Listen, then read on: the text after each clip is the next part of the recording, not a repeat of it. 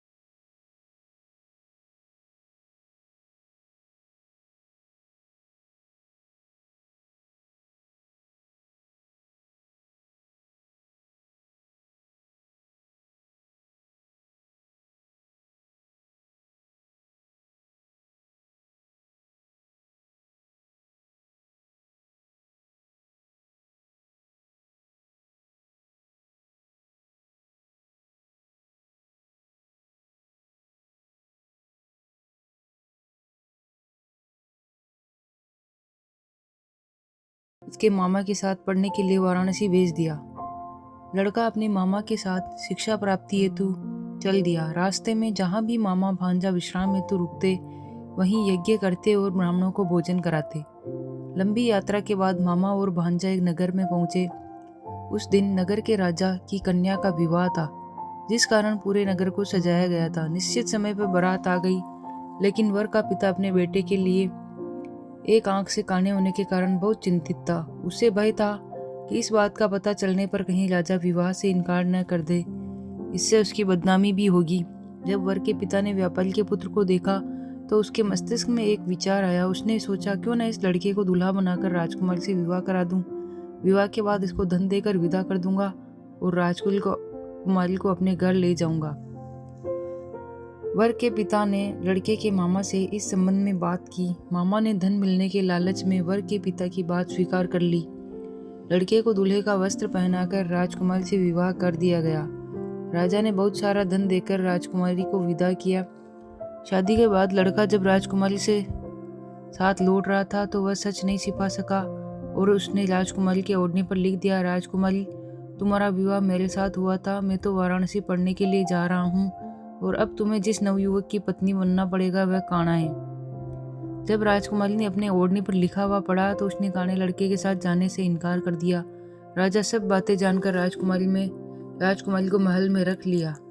उधर लड़का अपने मामा के साथ वाराणसी और गुरुकुल में पढ़ना शुरू कर दिया। जब उसकी आयु 16 वर्ष की हुई तो उसने यज्ञ किया। यज्ञ की समाप्ति पर ब्राह्मणों को भोजन कराया और खूब अन्न वस्त्र दान किए। रात को वह अपने शयन कक्ष में सो गया। शिव के वरदान के अनुसार शयनावस्था में ही उसके प्राण पखेरु उड़ गए। सूर्योदय पर मामा मृत भांजे को देखकर उन्हें पीटने लगा। आसपास के लोग भी एकत्र होकर दुख प्रकट करने लगे। लड़के के मामा के रोने विलाप करने के स्वर से समीप से गुजरते हुए भगवान शिव और माता पार्वती भी सुने। पार्वती जी ने भगवान से कहा, प्राणनाथ, मुझे इसके रोने के स्वर सहन नहीं हो रहे, आप इस व्यक्ति के कष्ट को अवश्य दूर करें।